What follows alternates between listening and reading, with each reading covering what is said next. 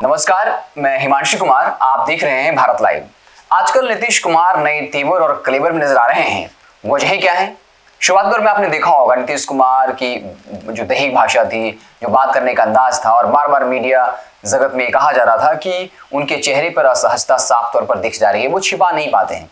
लेकिन अब आप देखेंगे वक्त के साथ उनका कॉन्फिडेंस बढ़ता जा रहा है और वो चाहे विपक्षी पार्टी के नेता हों या फिर सत्ता पक्ष के हों, उनको लताड़ लगा दे रहे हैं। हालांकि अलग बात है कि वो उनका गुस्सा जो है जग जाहिर हो जा रहा है, उनको आलोचना का सामना करना पड़ रहा है, लेकिन इतना एग्रेसिवनेस क्यों, इतना कॉन्फिडेंस कहां से आ रहा है?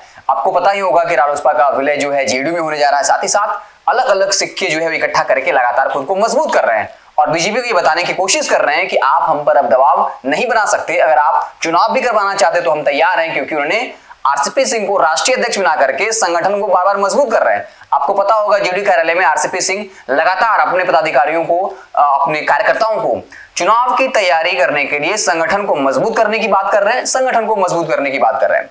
हम आज आपको बताएंगे कैसे नीतीश कुमार जो है अब बीजेपी को भी बख्शने के मूड में नहीं है और कैसे इशारों में बहुत ही बौद्धिक रूप से बीजेपी पर हमला किया है। देखिए, सीधी सी बात है, अगर कोई मुख्यमंत्री केंद्र सरकार की योजना पर सीधा प्रहार करता है, इसका साफ मतलब है कि वो नरेंद्र मोदी पर अटैक होता है। क्योंकि आप नहीं सुनते होंगे केंद्र में जो है बीजेपी की सरकार है, जनरली कहा जाता है मोदी की सरकार है, यानी मोदी जी सारी योजनाओं का सूत्रधार है। और अगर केंद्र की किसी योजना पर सवाल उठाया जाता है, इसका मतलब है सीधा नरेंद्र मोदी पर सवाल उठाया जाता है। हम बता दें कि सोमवार को विधान परिषद का सत्र चल रहा था। केंद्रीय मंत्री अमरेंद्र प्रताप सिंह, आपको पता है बीजेपी के हैं, वो एक विधान परिषद सदस्य का जवाब दे रहे थे केंद्रीय फसल बीमा योजना को लेकर और बकायदा प्रशंसा कर रहे थे। लेकिन नीतीश कुमार ने बीच में हस्तक्षेप करते हुए कहा कि वो एक अजीब योजना थी। मुझे पता था कि इससे किसी को फायदा नहीं होगा, लेकिन चूंकि सहमति दी जा चुकी थी तो 1 साल इस पर काम हुआ, लेकिन मुझे इस बात का अंदाजा था कि ये फेलियर है। हालांकि उसके बाद हमने अपनी योजना बनाई और हमारी योजना से किसानों को ज्यादा फायदा मिल रहा है। तो केंद्रीय सरकार की फसल बीमा योजना को सिरे से खारिज कर दिया और स्पष्ट तौर पे कह दिया कि ये एक अजीबोगरीब योजना थी, इससे किसी का फायदा नहीं होने वाला था। और आप समझिए, जो बीजेपी के कृषि मंत्री हैं, बीजेपी पार्टी के अमरेंद्र प्रताप सिंह, उनके चेहरे पे किस तरह की असहजता रही होगी।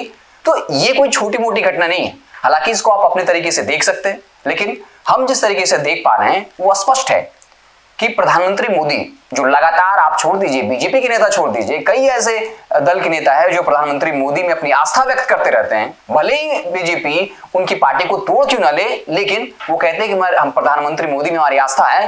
लेकिन उस वक्त नीतीश कुमार केंद्रीय फसल बीमा योजना को ही जिम्मेदार ठहरा देते हैं कि मुझे पता था कि वो फेलियर है, उससे किसी का फायदा नहीं होने वाला है, किसानों को वाजिब दाम नहीं मिल रहे थे, लेकिन हमारी योजना आई है और हमारी योजना से लोगों को, किसानों को फायदा हो रहा है। क्या आप नहीं मानते कि ये सीधा सीधी नरेंद्र मोदी पे अटैक था? क्योंकि राजनीति में कुछ भी स्पष्ट तौर पे नहीं कहा जाता है, उसे समझना पड़ता है।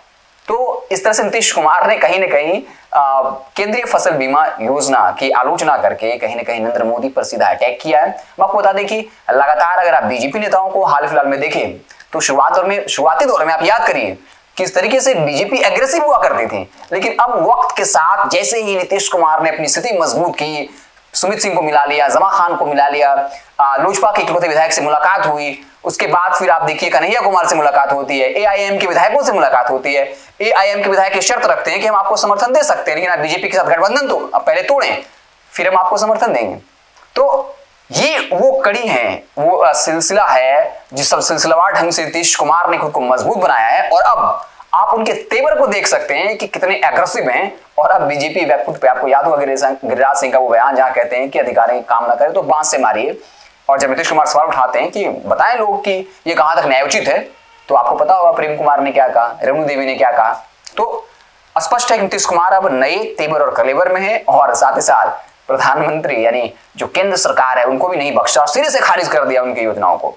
तो अब देखिए नीतीश कुमार जो है अब बिल्कुल नए फॉर्म में। अब देखना होगा कि क्या ये टकराहट बढ़ती जाएगी या फिर बीजेपी सच्चाई स्वीकार करके शांत बैठेगी, क्योंकि उसको पता है कि नीतीश कुमार की बदौलत ही वो सत्ता में है। अगर नीतीश कुमार का साथ छोड़ते हैं तो शायद उनको सत्ता से बाहर होना पड़े, क्योंकि नीतीश कुमार को सत्ता चाहिए, वो आपको पता ही है।